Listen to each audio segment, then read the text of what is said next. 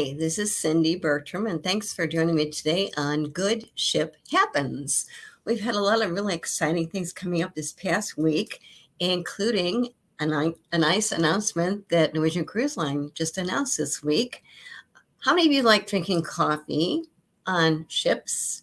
Yes, on cruise lines, of course, you can get different kinds of coffee. You want to frappes, frappuccino, myself too, also different things. But what's really, really fun too is Norwegian Cruise Line just made an announcement that what they're doing is they're doing this collectible limited um, edition of mugs that are available only on their cruise ships. Okay, and what they're doing is they work with Starbucks, and their Been There mugs are coming to each cruise line.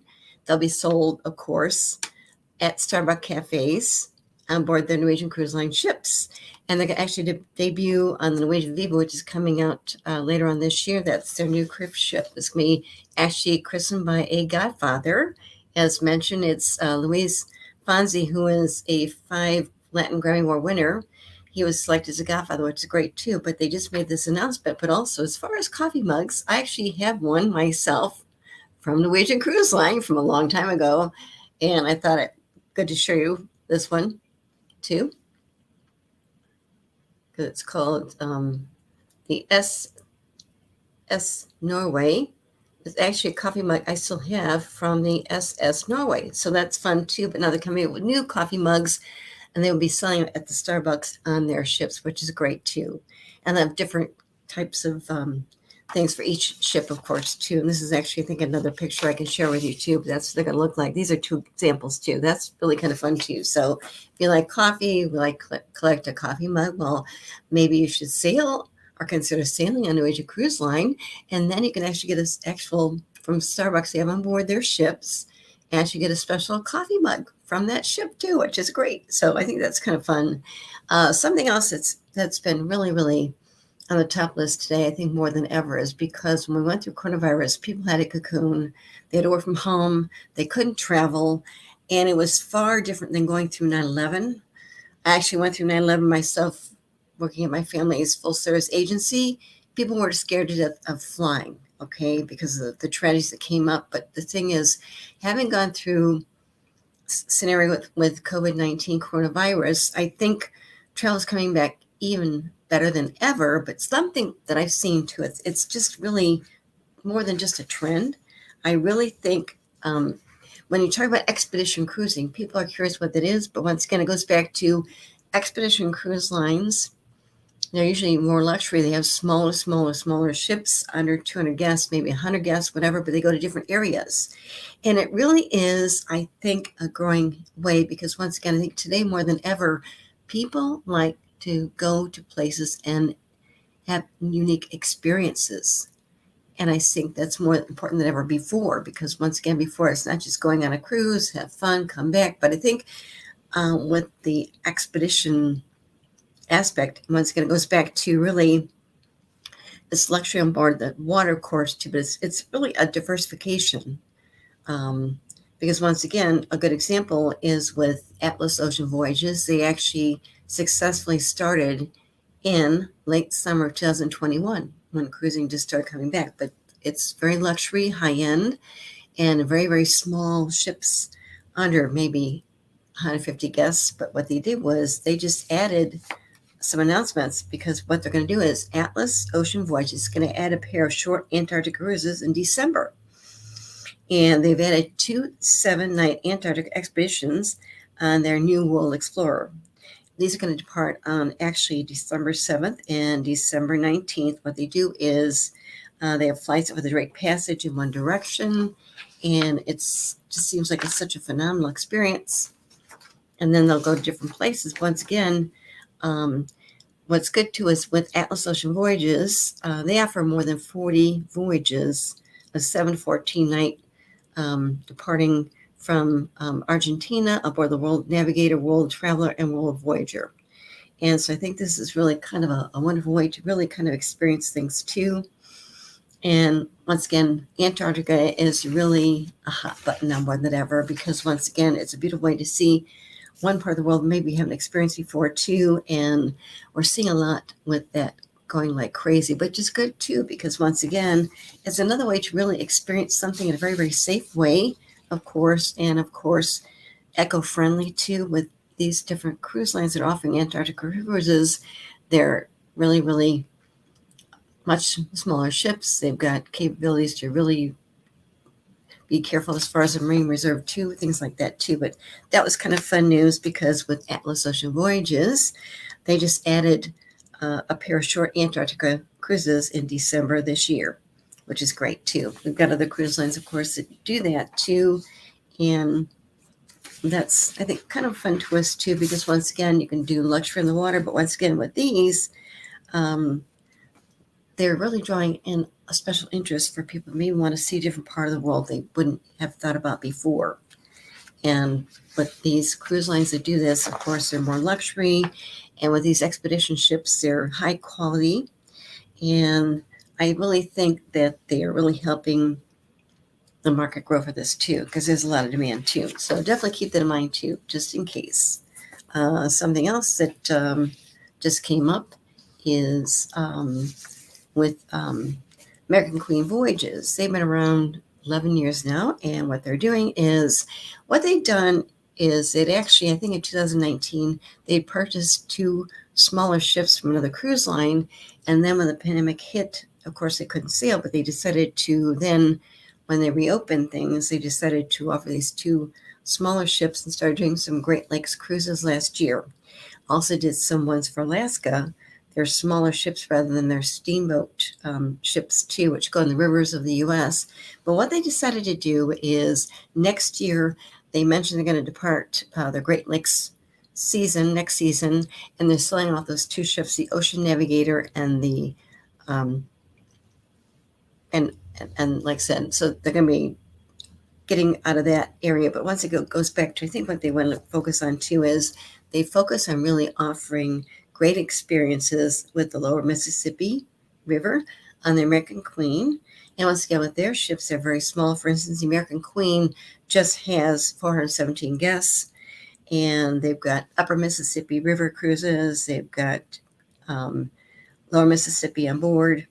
And so I've got different things to think about. I think they really just want to focus back on offering river cruises within the U.S. in different areas too. So, and also their newest ship, the American Countess, is going to feature America's Heartline, travel across Ohio, Tennessee, the Cumberland Rivers, and they've got their fresh experiential voyages, including a special bourbon-themed cruise, which will have different food and spirits connoisseurs on board. And also they have floating on their Snake and Columbia River cruises will be the American Empress. And she's going to celebrate some new wine-themed cruises too. So I think it goes back to what they're doing is their core has always been the rivers.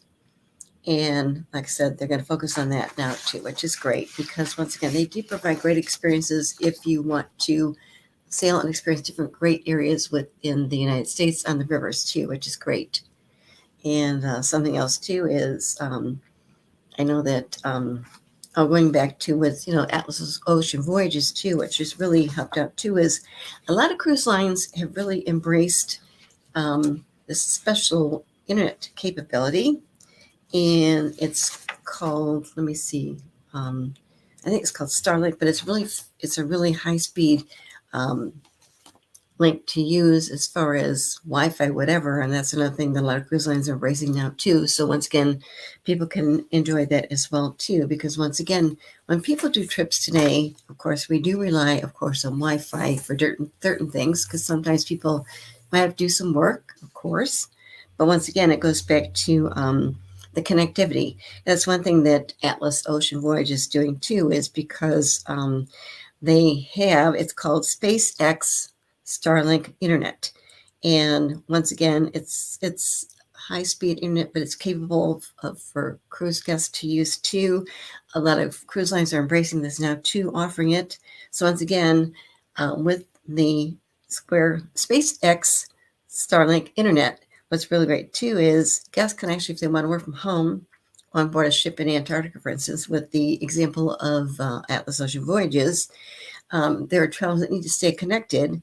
And if they couldn't, they might think about not booking a cruise and other places too. So just keep in mind that too, because once again, Wi-Fi on board cruise ships is really has high speed. Years ago, it was hard sometimes even access internet.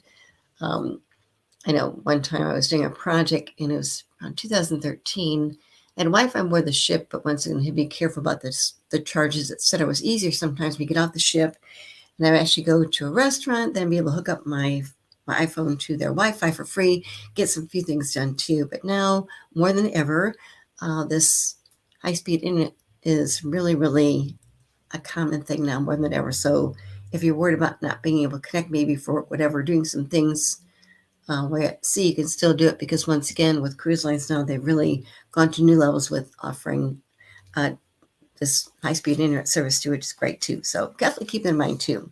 Not that you don't want to have fun. I know sometimes people have to maybe do some work while they're actually taking vacation too. Once again, too, it's still good to be able to use that too. And something else too that just came up too is I mentioned that I had actually had a chance to actually do Brightline trains myself back on June 13th. And Brightline Trains has been around since 2018, and they're high-speed train services. And their company, as far as their main railroad area, is actually in Miami, but they do their high-speed rail service up to further than Fort Lauderdale. That's where I went when I did my train experience back on June 13th. They go up to Ventura, and what they did was they did a special event in Orlando because they did now build a new train station in Orlando. And what they're doing is they're doing some testing right now as far as Orlando right now. The train service from Orlando to Miami, other places going south and back forth to Orlando they're doing testing right now. But once again, it's good because they are in the process of doing this testing right now. And once again, it's beautiful train service. We don't really have anything else like that in the United States. We see that more over in Europe.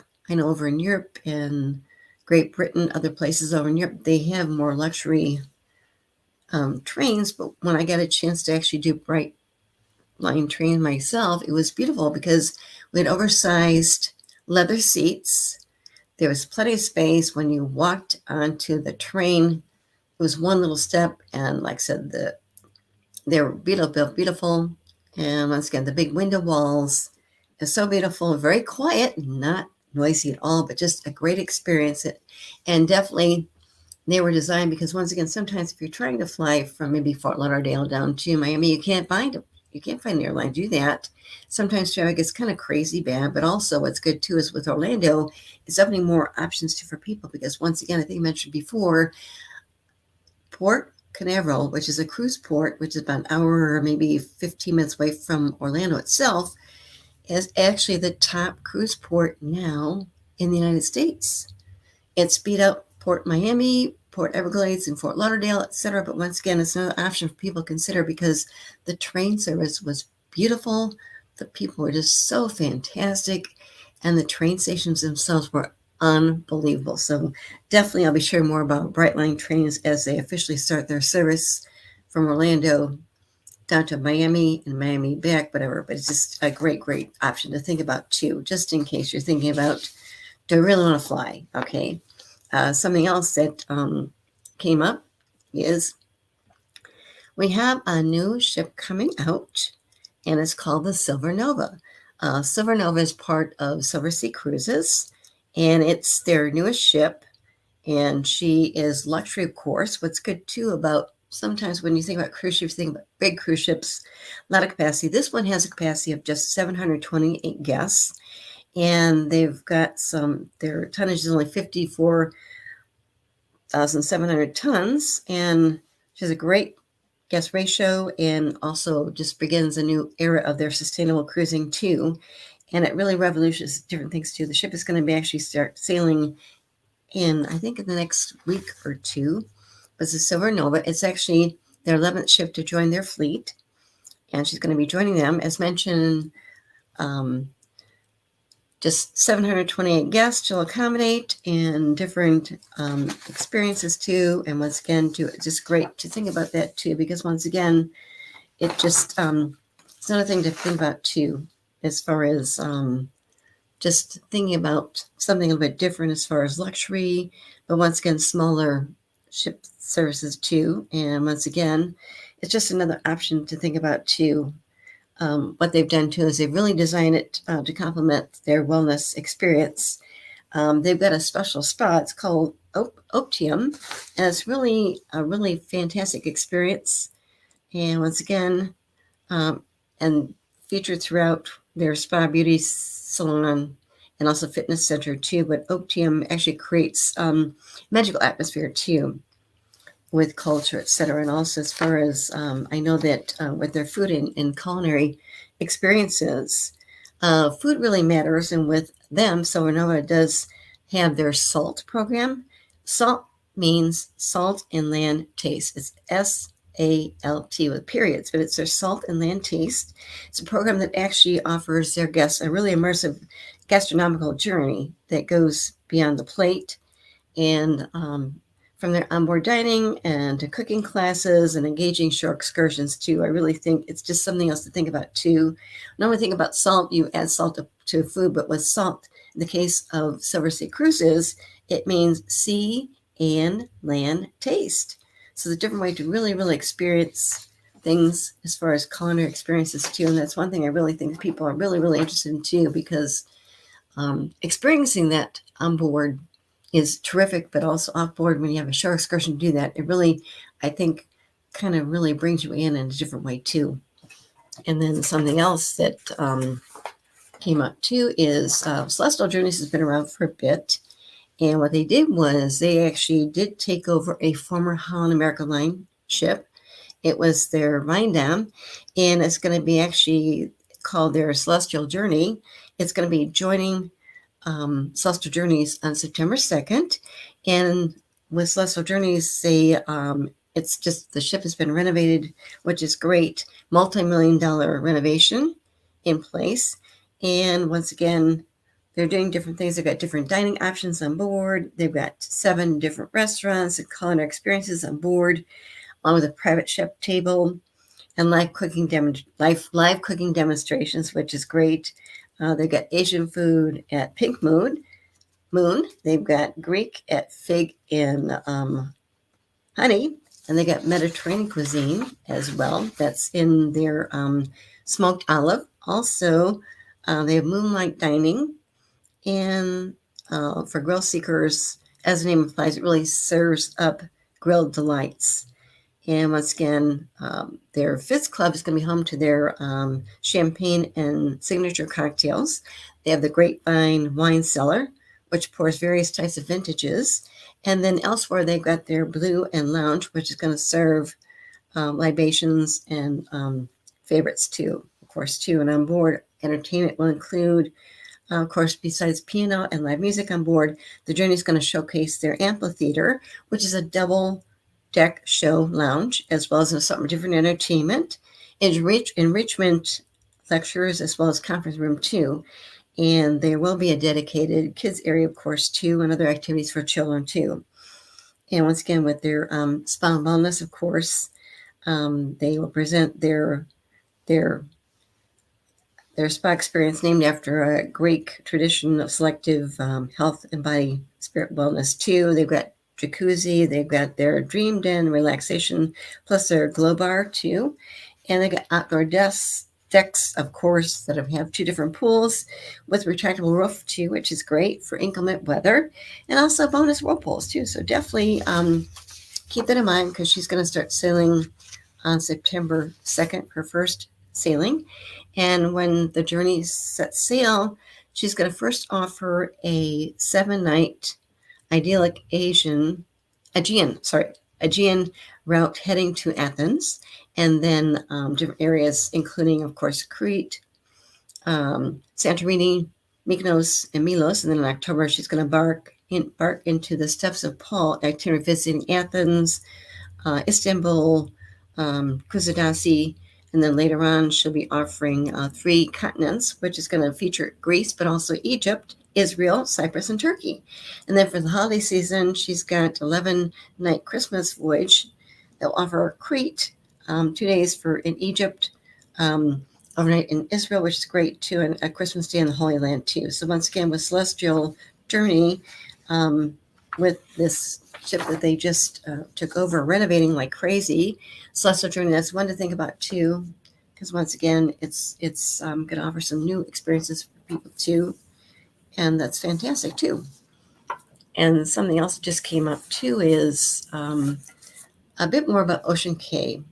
I've focused on this before, but Ocean Cay is actually MSC Cruises and MSC Foundations. They leased this disabandoned island in the Bahamas back, I think, in 2015, perhaps, yes. They assumed the ownership of Ocean Cay in 2015. It was disabandoned by a manufacturing plant. What they did was, besides taking on this island from the Bahamian government for 100 years, and they paid $100 million, they've invested themselves more than $400 million just in the island to transform it. They had to tow away 1,500 tons of scrap metal. And also what they've done is they're really doing a collaborative effort with the government of the Bahamas through universities and marine scientists too. But once again, too, is they're really leading the way as far as investments, as far as the restoration too. What they did was, when they got that island, they actually had to plant more than 5,000 trees, 75,000 natural plants, flowers, shrubs, and also worked on trying to get marine life back. And once again, too, what's great too is, and including marine life too. And what's good too is with MSC Ocean Cay Marine Reserve, which is great. People can go there on MSC Cruises. It's a private island, but what's good too is beautiful, and it's a way to really relax and enjoy. Because what they did too is they just received this designation called Hope Spot by Mission Blue. And this comes from a nonprofit organization founded by oceanographer Dr. Sylvia Earle. And Dr. Sylvia Earle actually was just named to be the godmother of MSC Group's new cruise line ship coming out this August, the Explorer One. Explorer Journeys is the new cruise ship. But Dr. Sylvia Earle, who's dedicated to marine herself, actually operates Marine Blue too, which is great too. So once again, with Ocean Cay MSC Marine Reserve, it now stands for Mission Blue's collection of 154 Hope Spots worldwide. And these designated areas have a really significant efforts as far as health on the world's oceans. And like I said, they're sharing the objective to becoming the marine protected areas too. So once again, it goes back to what they've done over the years, and they're building it crazy. Also, they did too, as I mentioned in a previous episode, is they just actually built they planted 3 coral trees in this area too, because they really want to instill the super corals. And they're going to be adding more of those too. And once again, with the MSC Foundation, which is part of the MSC Group, which owns MSC Cruises, their MSC Foundation nonprofit, Explorer Journeys, which is launching this summer. And with the MSC Foundation, they're really committed to advancing these efforts as far as restoration and raising awareness of the need for ocean conservation on a global scale. And that's really, really important too, because with Dr. Sylvia Earle, she's the president chairman of Mission Blue. She mentions this recognizes the comprehensive restoration efforts and commitment to protecting marine life, biodiversity too. And she said, led by Pier Francesco Vago. He's part of the MSC Group, of course. It's family owned, but mentioned the restoration of Ocean Cay has been a really multidisciplinary effort to reestablish the ecological balance in this limestone island and the surrounding marine life too, which is great. So once again, it really goes back to showing some things that people need to know about too, because once again, it's important to share what cruise lines are doing in different ways as far as sustainability, and for them to actually successfully have these 3 coral trees. They're planning more, I think 13 more, but I'll keep you posted on that too, because once again, those are going to be helping bring back marine life in different ways too. And this just kind of came up, which is great too, because once again, with MSC Group, as mentioned, they own a couple different companies. They actually have their MSC Container Shipping Company. I believe it's actually the largest container shipping company maybe in the world. They've got MSC Cruises, which they've had for quite a bit, which is great. Their ships are beautiful. And they've also got Explorer Journeys, which is launching this August with their Explorer One. It's going to be more high-end luxury, smaller ships, capacity under 200 guests, and also they've got their MSC Foundation. And of course, with Explorer Journeys, the tie-in, of course, too, with Dr. Sylvia Earle, who is actually with the things I just mentioned with what they're doing. What they did too is with Dr. Sylvia Earle, she actually is going to be the godmother on the Explorer Journeys newest ship, their new ship coming out this August, the Explorer One. And she's, of course, going to be the godmother, and she'll be named during the ceremony in Civitavecchia, which is great too. And as mentioned, she had mentioned before when she got named as the godmother, she mentioned that she was honored to be chosen as the godmother for Explorer One. And she looks forward to really a meaningful experience and relationship between Mission Blue, Explorer Journeys, and the MSC Foundation towards protecting and restoring the ocean global life too, which is great. And she's got just a phenomenal person. What a good choice for a godmother, because once again, godmothers, of course, officially christen the ships.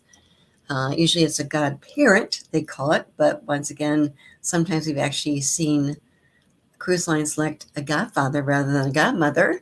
Although godmothers are usually the choices, we've had some fantastic godmothers too over the years, but with Dr. Sylvia Earle being chosen to be the godmother Explorer One, that's great too. And as mentioned, coming up this fall with Norwegian Cruise Line, they're actually going to have a godfather. It's the third godfather they've selected to christen one of their ships. It's mentioned that's Luis Fonsi, who is actually a 5 Latin Grammy Award-winning Latin artist. He'll be christening that ship later on in November, and fantastic too. So that's really good things to share too, because once again, we need that more than ever, I think. Is there anything else, Mark, that you can think of that what we could talk about more today too, or not? There's always things to talk about. One, I saw that a cruise line set a record, and they set it recently and everything, that being Holland. So Holland Yes. American Line had the highest booking day in its brand history, and that took place on July 11th. So it wasn't that long ago, and that Yeah. is a sign of how the cruise line is doing better. So apparently they broke the line's single day record, and most of the sailings booked were for Yes. 2024 and 2025, and it's showing that cruisers are planning ahead and eager to travel. And the booking showed a significant interest in marquee locations for the cruise line, including some that you just mentioned, like Alaska, Europe, and the Caribbean, as well as the lift in sales for the newer, longer, legendary voyages. And they also included destinations across the world, including Australia, South America, the South Pacific, and Asia. So the Gus Antarcha, the president of the line, said, "We see a record booking day like this as encouraging for the whole industry, but for Holland American Line, it's an endorsement of the quality of cruising product we're able to offer to our guests. People are planning their vacations for next year and even into 2025. In the process, they're choosing the best service at sea and the unforgettable destinations that we offer." And apparently, they're the leader in Alaska with the most Glacier Yes. Bay visits in the cruise industry. So that's definitely something that I saw in the news and that was to be of interest to folks. And the other thing I saw, which I don't know if you ever went on a cruise like this, but I was just curious because we're doing a special edition, this being the Sunday edition, and we'll have your regular show on Friday. Just had some technical difficulties and other things. But since it was on a Sunday and since I had two churches that were meeting here, I just randomly pulled up a cruise line and saw what they did for churches and everything. And one of the things I saw Yes. was that Royal Caribbean, and this is on their webpage, says, because they were asked, does Royal Caribbean offer religious services on board? And they said Royal Caribbean ships offer one interdenominational service for all faiths per voyage. A priest will also offer a daily mass if there is a priest on board. We're not able to guarantee that a priest is on board for all of our sailings, but we do try to book priests for our Christmas and Easter sailings and on repositioning sailings. Those are subject to the cancellation of a priest during the holiday period. They try to book a rabbi on board for the Jewish high holidays, Hanukkah, and Passover. In the absence of a rabbi booked by the Royal Caribbean, the ship will ask for volunteers to conduct the Seder service on the first night of Passover. And in the absence of visiting clergy, a crew member on board will conduct the interdenominational services. So services are held in appropriate quiet venue, including but not limited to the library, a secondary lounge, conference center, or a chapel. When the priest is on board, the priest will conduct a daily Catholic mass as well as a separate interdenominational service and provide counseling for passengers and crew members who may be in need. So that's what they do. And they also mention what they do for Passover, because they say that Passover begins at sundown and will continue for 8 days, and all ships organize a Seder service on the first night of Passover, and all ships will have a rabbi or cantor aboard. In the absence of a rabbi booked by Royal Caribbean,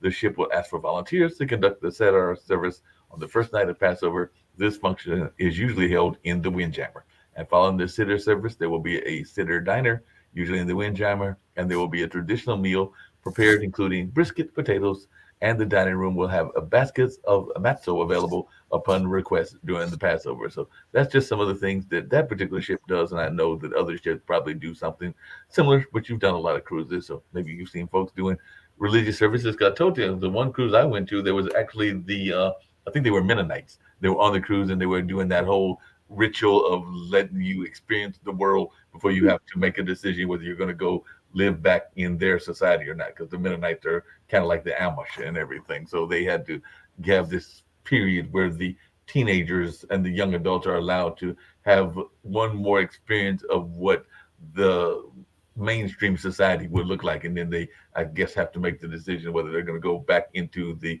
societal role or whether they will go out into the world, as some people may call it, and everything. I've done that. It was amazing. I did that on Princess Cruises, other cruise ships too, but the one on Princess Cruises was non-denominational. Right. And I saw my notes. It was just an great experience. And person led the services. It was non-denominational, but he talked about really fantastic things too. And I always try and go to those when I can aboard the ships, because it's a good way to kind of really connect with different things too. And it was such a phenomenal experience. It was great. It was amazing, you know? It sounds like it. And the other thing you mentioned earlier, and I've got a video about that, is that you mentioned the internet and how the internet is impacting and the Starlink system. So I actually went and found a video about the Starlink system. So if you like, we'll check this out and see what that's all about. So let's check out this video about Starlinks. Yes.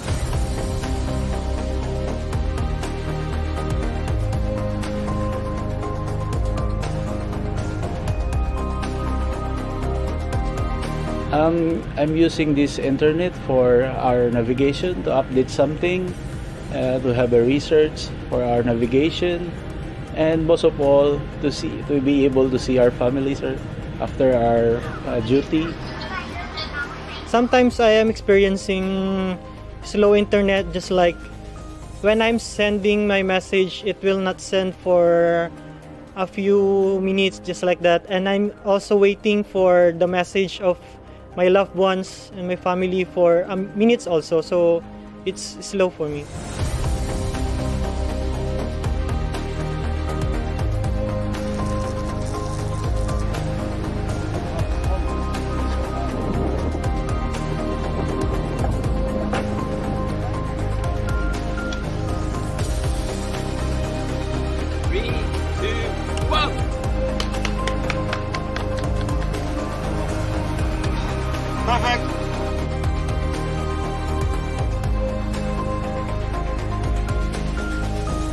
So internet connection on board is very important for us.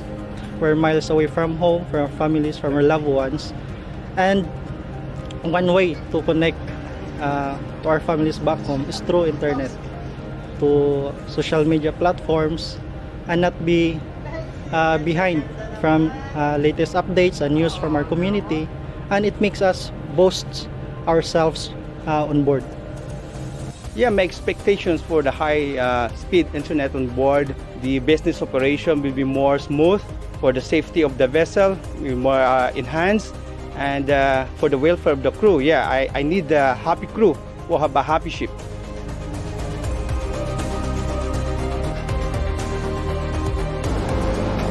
Very good. Oh, good. Thank you very much.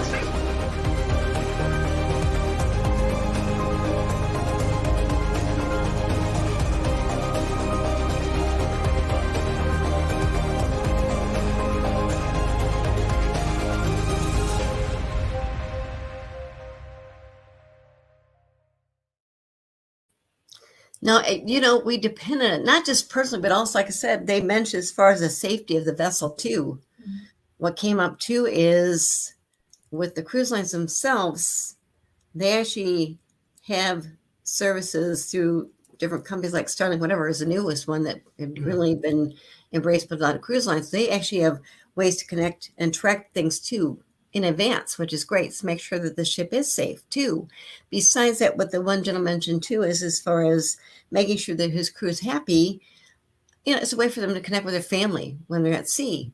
So once again, before it seemed to be like slow internet service, as I mentioned, I would always, a lot of times I get off the ship, go to a restaurant, use their free Wi-Fi there with my iPhone. Or one time I went to a library and I went to a bookstore and used their internet service. But now you don't have to do that because once again, it really is needed more than ever, not just for people. They might have to do some work while they're at sea on a cruise, but also in the case of the security and the safety of the vessels themselves too, they connect with their corporate offices too, make sure things are safe too. That's great. Yeah, that's definitely the case and everything. And by the way, I did look it up. I think MSC, the shipping container company, is actually the second one, and I'm not sure who the first one Okay. is. But Yeah, I they think did say that the the second part Mediterranean is yes. Shipping Company is a Swiss-Italian international shipping company, and the company operates in all major parts of the ports of the world, and it is the world's second largest shipping Right. line in terms Yes. of container vessel capacity. So that is where they are currently sitting, Right. and they are present in 155 countries, and they facilitate international trade between the world's major economies and among emerging markets across all the continents. So they definitely Right. are doing some amazing work. I didn't realize that they were founded in Naples in 1970s as a private company by the Yes. seafarer Captain Ganlingui Aponte when he brought his first Right. ship, Yes. cruise Yes. ship. And the All thing about- is, the Aponte family still owns everything, Well, which is great. And I met Pier Francesco Vago. He actually married the daughter of, I think, Mr. Aponte. I met Pier Francesco Vago. He's wonderful. We communicate. He's just a great person. But what's good too is they're still family owned. They have their headquarters in Geneva, Switzerland. But once again, they have the MSC, their container shipping company, which is second largest. They've also got MSC Cruises, plus their new cruise line starting this August is the Explorer Journey, starting with the Explorer One. And also they've got, of course, their MSC Foundation, which is their nonprofit. yeah, that's And I just definitely the really admire what they're doing because they're actually, as far as the cruise line with MSC Cruises, they're the third fastest growing one too. But they are really focusing a lot on sustainability efforts too. But once again, being family owned and very successful and just amazing people. I just have so much admiration for them too. It sounds like they got a big staff too, because they say that they operate 480 offices across 155 Right. countries with over 24,000 employees, and the shipping line sails on more than 200 trade routes, calling it over 315 ports. Do you know, Cindy, whether Patricia or Rafaela were members of their family? Because it says the first ship was named Patricia and the other was named Rafaela. So I was just wondering if you knew Well, who I they were. wonder. I don't know. I can check that. That's a good question. Okay. I don't know either. The tale said that those are the first two ships when they were operating the line between the Mediterranean and Somalia. Okay. Yeah. Guess what it is? They want to expand in the U.S., which is when they created their U.S. office, MSC Cruises USA. And my friend Rick became president. Rick Sasso, he's in my second book. He encouraged me to write my first book, but he actually became president of the U.S. office in 2004, I believe, and then moved up to being chairman of MSC Cruises USA. But he goes back and forth to the headquarters in Geneva, Switzerland a lot. But just, I met different people that work there, and they're fantastic. I mean, when Pier Francesco Vago and I got a chance to meet with him, it was last year in October. I went to New York City for this travel, big travel show. He actually was one of the speakers. I talked to him briefly afterwards. And he mentioned that Rick, of course, has been a bit of a mentor to him too, because he actually worked on the container shipping side of the company first. And then when I mentioned it's going to be on the Chrissy and the new ship, he says, okay, Cindy, we'll party together, right? But Makes sense. they do a great job. Plus, like I said, with, I don't want to talk about it too much, but Ocean Cay Embassy Marine Reserve, it is amazing what they have done. I mean, to restore the coral life, they did a sand cutting at that island to build a marine lab. Plus, as they mentioned, they just recently planted coral trees there too. They're really working hard on that too, because once again, that kind of builds more sustainability as far as the oceans.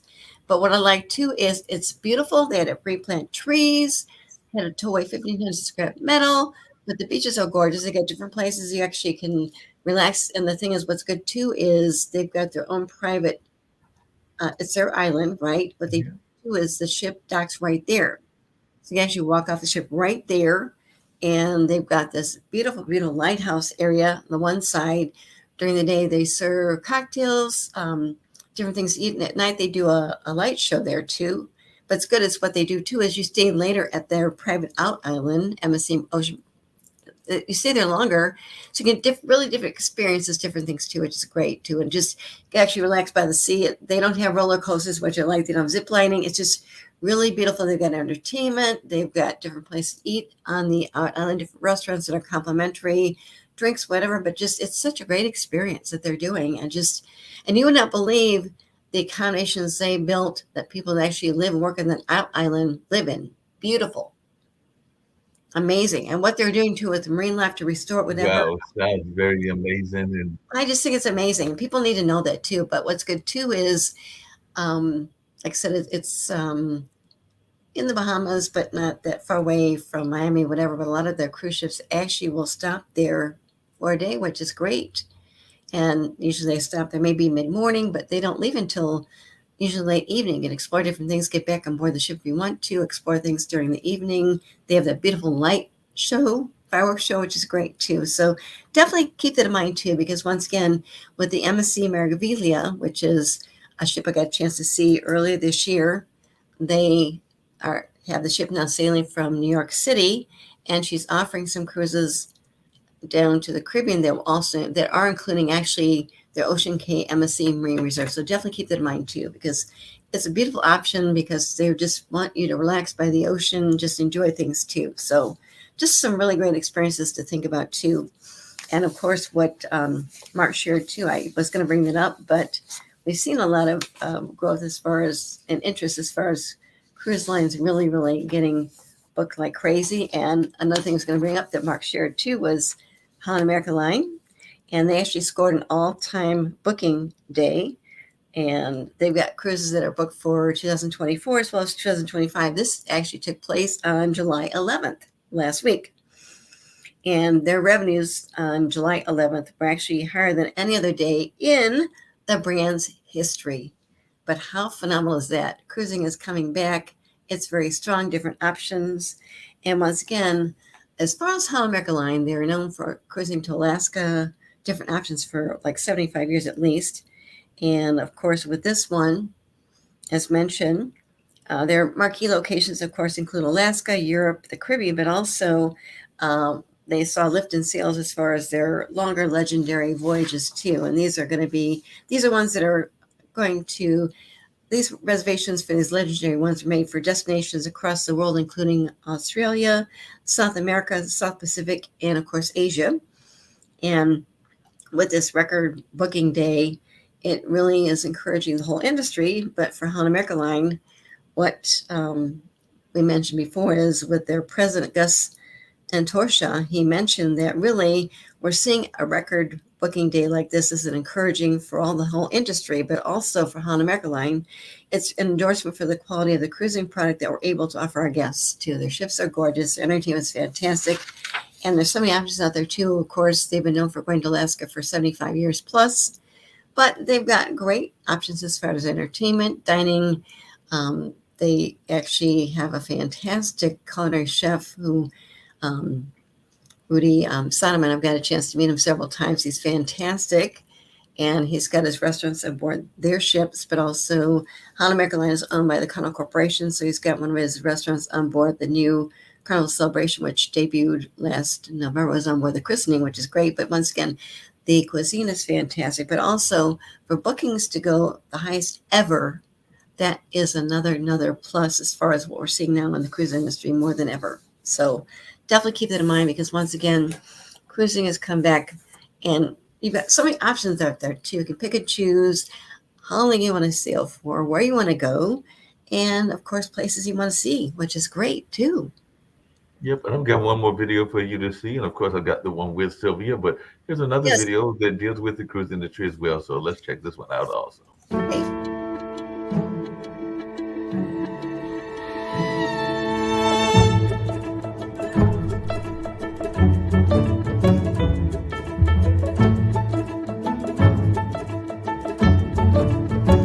Right, it's not that time. We're going to go see y'all off and start off with the intro and have y'all do it. So in other words, let's give you a guys have next week we'll do the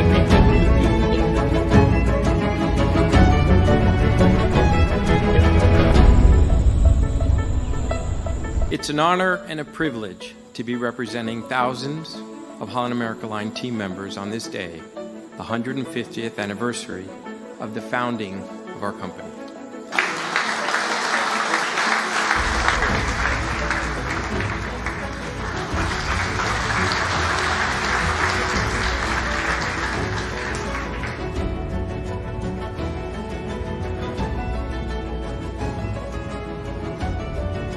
To all of us that have shared in our past over these many decades, and to the bright future that remains ahead. There you go. Thank you and happy anniversary, everybody.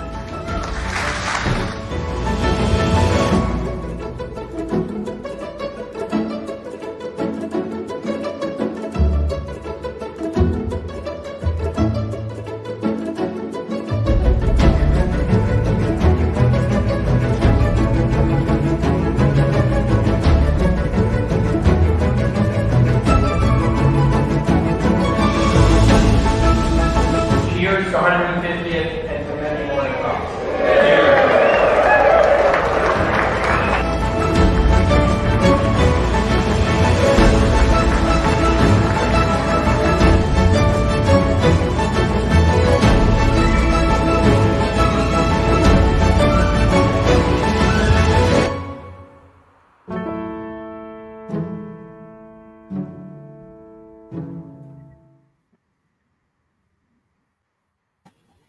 that was them celebrating their anniversary and all along Yes. those lines. So Right, because they did some special announcements last fall, and then they did this special anniversary sailing on April 10th on the Rotterdam.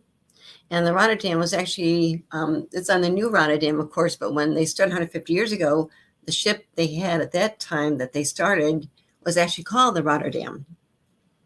So really kind of great to actually do a special sailing again, too, on their newest Rotterdam to replicate what they did years and years ago, 250 years ago. So what a great way to celebrate, too. But 150 years, you don't think about that. They've been sailing in Alaska, I think, for 75 years. But what a great celebration. They did entertainment, the whole thing. It just looks so fantastic, too. Yes.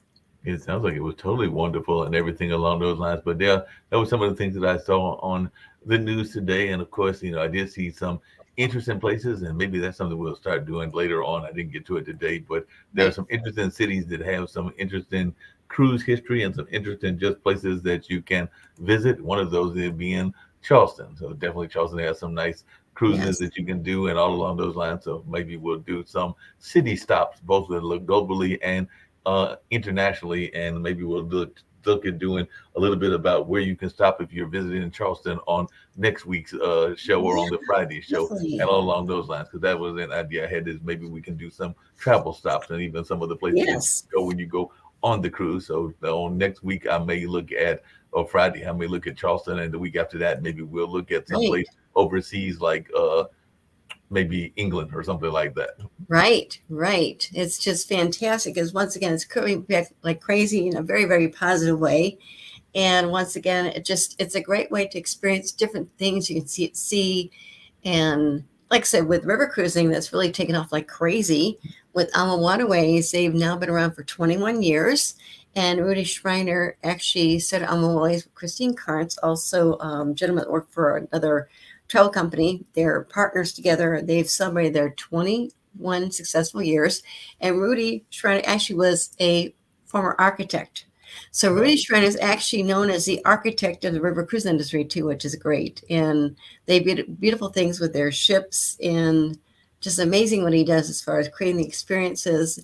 And they're going to be offering some cruises besides going through the rivers, of course, in Europe, Egypt, and they're going to be doing next year. I'll talk about it more down in South America too, which is great. Yes, but different options there too. Because once again, with river cruising, what people don't realize is there are smaller ships, of course, and I think it's a good option. If you think about going to Europe, I've not been to Europe myself. I still need to go there, but I think taking river cruise would be really fantastic because they actually stop different places, get off, get back on. So once again, if you were thinking about maybe going to Europe, taking a river cruise in Europe might be easier than just going from hotel to hotel to hotel.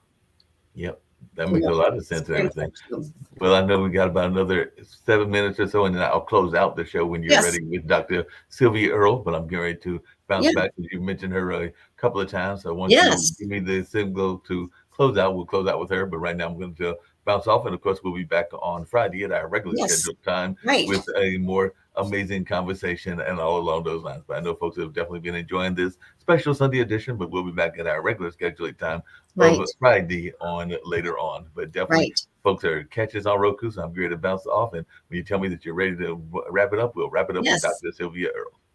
That's great, because that was so exciting when they named her to be godmother of Explorer Journeys, their newest ship, which is going to be departing now in August, Explorer One, very luxury, but selecting her to be godmother is just a wonderful, wonderful choice, I think, more than ever, because they think a lot when they decide on the godparents too. And that's important too, just because it kind of goes in hand with what they do too. So once again, we talk about different ships coming out. We've got more coming up, of course, this fall. Celebrity Ascent is going to be debuting out, I believe, end of November. That is Celebrity Cruises' newest ship, which is great. I actually got invited to be on their a sailing for 2 nights, which is great. That's going to be end of November. And of course, with Norwegian Cruise Line, their Norwegian Viva is going to be christened, of course, by a godfather, Luis Fonsi. He's a 5-time Latin Grammy award-winning artist too. I just wrote about it. My article just got published, of course, too. But they're doing some phenomenal things as far as what they're doing too. And what they're doing is, I know with the Norwegian Viva, she'll actually be christened in November, I believe on November 28th at Port Miami, of course. And then what they're going to do is they'll do a sailing, and then they're going to actually position the ship to sail out of Puerto Rico weekly. And she'll be sailing out of Puerto Rico until maybe April next year. Then she'll be doing some European cruises. But I think one of the reasons they decided maybe to have that ship sail out of Puerto Rico for several months after she's christened is because that's actually where the godfather actually was born, which is really fun to think about that too. But we've got new ships coming out and just wonderful things that are seeing in the industry too. I know that, with cruise lines, of course, too, they have different awards that come up too. I know that with Princess Cruises, they just earned 15 wine spectator awards for excellence, sweeping the cruise category in 2023. And like I said, they've got different wines that they offer on board their ships too, and they just won an award for that too, which is great. And it was done, I guess, the Wine Spectator. It's the world's leading authority on wine. Actually began this awards program back in 1981 to recognize the best wine lists. And the 3 levels, they've got Award for Excellence, the Best Award of Excellence, and the Grand Award too. And this year, of the 2001 restaurants that received this Award of Excellence, given to restaurants with 90 wine selections, and will also match what the cuisine is as far as their style and also pricing. And with with Princess Cruises actually being recognized from the Wine Spectator. Once again, it just kind of goes back to what they're doing as far as collection wines that they have aboard that are noteworthy, exceptional, and different varieties to explore too. So once again, keep that in mind too, because once again, you got different options aboard cruise ships. And besides the different wonderful dining experiences, we've got high-level chefs that are magic as far as their cuisine. Chef Rudy Sodom is fantastic. I always tell people his cuisine is almost too pretty to eat. He's amazing, just energetic. And I've spoken to him several times. I actually helped him with one of his books he's working on too, but just a great person. But once again, it just goes back to thinking outside what you really want to do, what you want to see and explore. And there's so many options out there too with cruising coming back. Once again, it's a great way to actually relax on board a ship and being taken to beautiful places and experience things. And that experiential level thing is really coming to high level too, because we're seeing that more than ever as far as different shore excursions that cruise lines are offering. So definitely keep that in mind when you're thinking about taking a cruise. Also, we talked a bit about different Sunday experiences too on board cruise ships. They sometimes have a service on board. I had that experience with sailing on Princess Cruises myself. It was great, but also one thing that people don't realize too is you actually get married on certain cruise line ships too. So definitely I'll talk about that more in the future, because you can't actually get married on a cruise ship. Just depends on the cruise line, whatever, but they have different, I know that Royal Caribbean there are different wedding chapels too. Other cruise lines have that too. I'll share more about that later on in a future episode. But once again, we've got some really, really fantastic things coming up now more than ever.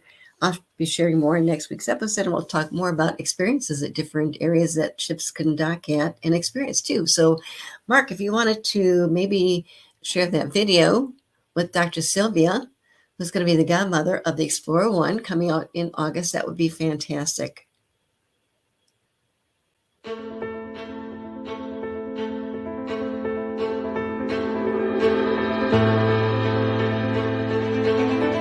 I'm Dr. Sylvia Earle, a marine biologist, oceanographer, explorer, and I'm passionate about the protection of this blue planet. I grew up next to the ocean in the Gulf of Mexico, and I've witnessed how much the ocean has changed and how marine life has been endangered. But I know there is still time to help the ocean, which is why I was drawn to the Aponte family's sustainability mission. Explorer Journeys has a genuine ambition to connect people with the wonders of the sea, its marine life, its communities, spiritually, physically, and intellectually. We share the same values and have the same objectives to deepen people's relationship with the ocean, to explore, protect, and restore. Explorer Journeys calls it the ocean state of mind, a sensibility that will ensure the protection of this precious blue planet. Through my foundation, Mission Blue, we're working on ocean conservation, inspiring hope with champions across the world. Beginning with my extraordinary role as godmother to Explorer One, we will be heralding a meaningful collaboration between myself, Mission Blue, and Explorer Journeys and the MSC Foundation towards preserving and restoring the world's oceans, the blue heart of the planet.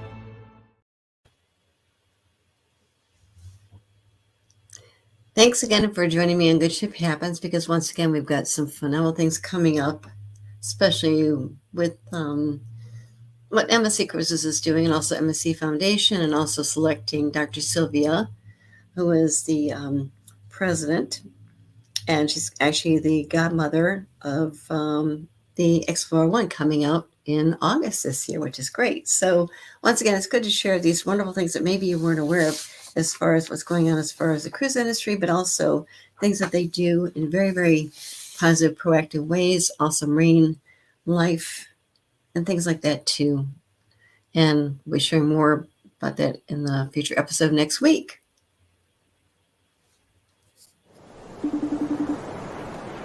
Hi, Richard. How you doing? Ahoy, Jennifer. Lovely to see you. I'm so excited we're partnering on Virgin Voyages. Yeah, I'm really excited too, but I was thinking that maybe before we announce it, that we should decide on my official title at Virgin Voyages. Yes, and I already have a few options for you. Okay. What about something catchy like, don't be fooled by the ship that I got. I'm now Jenny from the dock. Okay. Dame Jennifer Lopez, Isn't there like a paperwork and like a sword involved? Supreme Goddess of Mermaids. You know what? Let's just tackle the title thing later. I'm just excited to share our gorgeous ships with the whole world. Okay, look, I'll brainstorm a little more and catch up soon on it. Mermaid in Manhattan?